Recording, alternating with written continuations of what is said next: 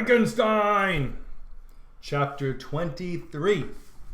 It was 8 o'clock when we landed. We walked for a short time on the shore, enjoying the transitory light, and then retired to the inn and contemplated the lovely scene of waters, woods, and mountains obscured in darkness, yet still displaying their black outlines. The wind, which had fallen in the south, now rose with great violence in the west. The moon had reached her summit in the heavens and was beginning to descend. The clouds swept across it swifter than the flight of the vulture and dimmed her rays, while the lake reflected the scene of the busy heavens, rendered still busier by the restless waves that were beginning to rise. Suddenly a heavy storm of rain descended. I'd been calm during the day, but as soon as night obscured the shapes of objects, 1,000 fears arose in my mind. I was anxious and watchful, while my right hand grasped a pistol which was hidden in my bosom. Every sound terrified me, but I resolved that I would sell my life dearly and not shrink from the conflict until my own life or that of my adversary was extinguished. Elizabeth observed my agitation for some time in timid and fearful silence, but there was something in my glance which communicated terror to her. Trembling, and she asked, "What is it that agitates you, my dear Victor? What is it you fear?" "Oh, peace, peace, my love," replied I. "This night, and all will be safe. But this night is dreadful, very dreadful." I passed an hour in this state of mind, when suddenly I reflected how fearful the combat which I momentarily expected would be to my wife, and I earnestly entreated her to retire, resolving not to join her until I had obtained some knowledge as to the situation of my enemy. She left me, and I continued some time walking up and down the passages of the house, and inspecting every corner that might afford a retreat to my adversary. But I discovered no trace of him, and was beginning to conjecture that some fortunate chance had intervened to prevent the execution of his menaces, when suddenly I heard a shrill and dreadful scream. It came from the room into which Elizabeth had retired, and as I heard it, the whole truth rushed into my mind. My arms dropped, the motion of every muscle and fiber was suspended. I could feel the blood trickling in my veins and tingling in the extremities of my limbs. This state lasted but for an instant. The scream was repeated, and I rushed into the room. Great God, why did I not then expire? Why am I here to relate the destruction of the best hope and the purest creature of earth? She was there, lifeless and inanimate, thrown across the bed, her head hanging down, and her pale and distorted features half covered by her hair. Everywhere I turn I see the same figure, her bloodless arms and relaxed form flung by the murderer on its bridal bier. Could I behold this and live? Alas, life is obstinate and clings closest where it is most hated. For a moment only did I lose recollection. I fell senseless on the ground. When I recovered, I found myself surrounded by the people of the inn. Their countenances expressed a breathless terror, but the horror of others appeared only as a mockery, a shadow of the feelings that oppressed me. I escaped from them to the room where lay the body of Elizabeth, my love, my wife, so lately living, so dear, so worthy. She had been moved from the posture in which I had first beheld her, and now, as she lay, her head upon her arm, and a handkerchief thrown across her face and neck, I might have supposed her asleep. I rushed towards her and embraced her with ardor, but the deadly languor and coldness of the limbs told me that I now held in my arms had ceased to be the Elizabeth whom I had loved and cherished. The murderous mark of the fiend's grasp was on her neck, and the breath had ceased to issue from her lips. While I still hung over her in the agony of despair, I happened to look up. The windows of the room had before been darkened, and I felt a kind of panic on seeing the pale yellow light of the moon illuminate the chamber. The shutters had been thrown back, and, with a sensation of horror not to be described, I saw at the open window a figure the most hideous and abhorred. A grin was on the face of the monster. He seemed to jeer, as with his fiendish finger he pointed towards the corpse of my wife. I rushed towards the window, and drawing a pistol from my bosom, fired, but he eluded me, leaped from his station, and running with the swiftness of lightning, plunged into the lake. The report of the pistol brought a crowd into the room. I pointed to the spot where he had disappeared, and we followed the track with boats. Nets were cast, but in vain. After passing several hours, we returned hopeless, most of my companions believing it to have been a form conjured up by my fancy. After having landed, they proceeded to search the country, parties going in different directions among the woods and vines. I attempted to accompany them and proceeded a short distance from the house, but my head whirled round, my steps were like those of a drunken man. I fell at last in a state of utter exhaustion. A film covered my eyes, and my skin was parched with the heat of fever. In this state I was carried back and placed on a bed, hardly conscious of what had happened. My eyes wandered round the room as if to seek something that I had lost.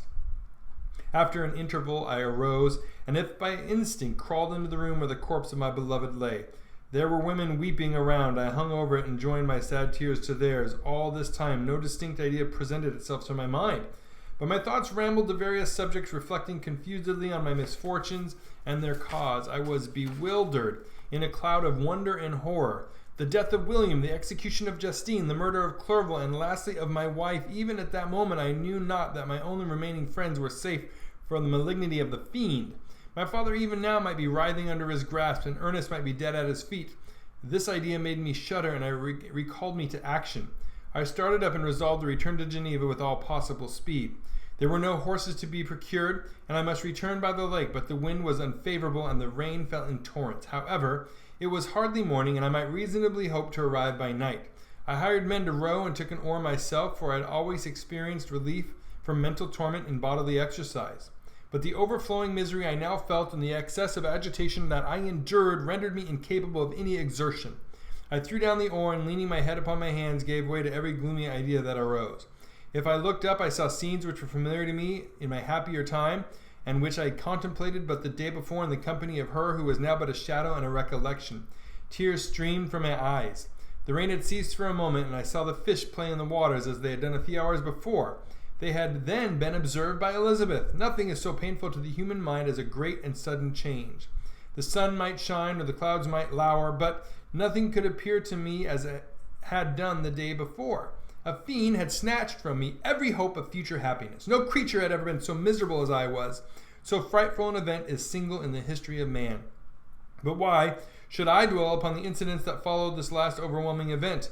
Mine has been a tale of horrors. I have reached their acme, and what I must now relate can be but tedious to you. Know that, one by one, my friends were snatched away. I was left desolate. My own strength is exhausted, and I must tell in a few words what remains of my hideous narration. I arrived at Geneva. My father and Ernest yet lived, but the former sunk under the tidings that I bore. I see him now excellent and venerable old man. His eyes wandered in vacancy, for they had lost their charm and their delight. His Elizabeth, his more than daughter, whom he had doted on with all that affection which a man feels who, in the decline of life, having few affections, clings more earnestly to those that remain. Cursed be the fiend that brought misery on his gray hairs and doomed him to waste and wretchedness. He could not live under the horrors that were accumulated around him. The springs of existence suddenly gave way. He was unable to rise from his bed, and in a few days he died in my arms. What then became of me, I know not. I lost sensation, and chains and darkness were the only objects that pressed upon me. Sometimes, indeed, I dreamt that I wandered in flowery meadows and pleasant vales with the friends of my youth, but I awoke and found myself in a dungeon. Melancholy followed, but by degrees I gained a clear conception of my miseries and situation, and was then released from my prison. For they had called me mad, and during many months, as I understood, a solitary cell had been my habitation. Liberty, however, had been an useless gift to me that I had not, as I awakened to reason, at the same time awakened to revenge. As the memory of past misfortunes pressed upon me, I began to reflect on their cause, the monster whom I had created, the miserable demon who I had sent abroad into the world for my destruction. I was possessed by a maddening rage when I thought of him, and desired and ardently prayed that I might have him within my grasp to wreak a great and signal revenge on his cursed head. Nor did my hate long confine itself to useless wishes. I began to reflect on the best means of securing him, and for this purpose, about a month after my release, I repaired to a criminal judge in the town and told him that I had an accusation to make, that I knew the destroyer of my family, and that I required him to exert his whole authority for the apprehension of the murderer. The magistrate listened to me with attention and kindness. "Be assured, sir," said he, "no pains or exertions on my part shall be spared to discover the villain." "I thank you," replied I. "Listen, therefore, to the deposition that I have to make. It is indeed a tale so strange that I should fear you would not credit it were there not something in truth which, however wonderful, forces conviction. The story is too connected to be mistaken for a dream, and I have no motive for falsehood." My manner, as I thus addressed him, was impressive but calm. I had formed in my own heart a resolution to pursue my destroyer to death, and this purpose quieted my agony and for an interval reconciled me to life. I now related my history briefly, but with firmness and precision, marking the dates with accuracy and never deviating into invective or exclamation. The magistrate appeared at first perfectly incredulous, but as I continued he became more attentive and interested. I saw him sometimes shudder with horror, and at others a lively surprise, unmingled with disbelief, was painted on his countenance. When I had concluded my narration, I said, "This is the being whom I accuse, and for whose seizure and punishment I call upon you to exert your whole power. It is your duty as magistrate, and I believe and hope that your feelings as a man will not revolt from the execution of those functions on this occasion." This address caused a considerable change in the physiognomy of my own auditor. He had heard my story with that half kind of belief that is given to a tale of spirits and supernatural events, but when he was called upon to act officially in consequence, the whole tide of his incredulity returned. He, however, answered mildly, "I would willingly afford you every aid in your pursuit, but the creature of whom you speak appears to have powers which would put all my exertions to defiance. Who can follow an animal which can traverse the sea of ice and inhabit caves and dens where no man would venture to intrude? Besides, some months have elapsed since the commission of his crimes, and no one can conjecture to what place he has wandered or what region he may now inhabit. I do not doubt that he hovers near the spot which I inhabit, and if he has indeed taken refuge in the Alps, he may be hunted like the chamois and destroyed as a beast of prey. But I perceive your thoughts. You do not credit my narrative, and do not intend to pursue my enemy with the punishment which is his desert." As I spoke, rage sparkled in my eyes. The magistrate was intimidated. "You are mistaken," said he. "I will exert myself, and if it is in my power to seize the monster, be assured that he shall suffer punishment proportionate to his crimes. But I fear, from what you have yourself described to be his properties, that this will prove impracticable. And thus, while every proper measure is pursued, you should make up your mind to disappointment. That cannot be. But all that I can say will be of little avail. My revenge is of no moment to you, yet while I allow it to be a vice, I confess that it is the devouring and only passion of my soul.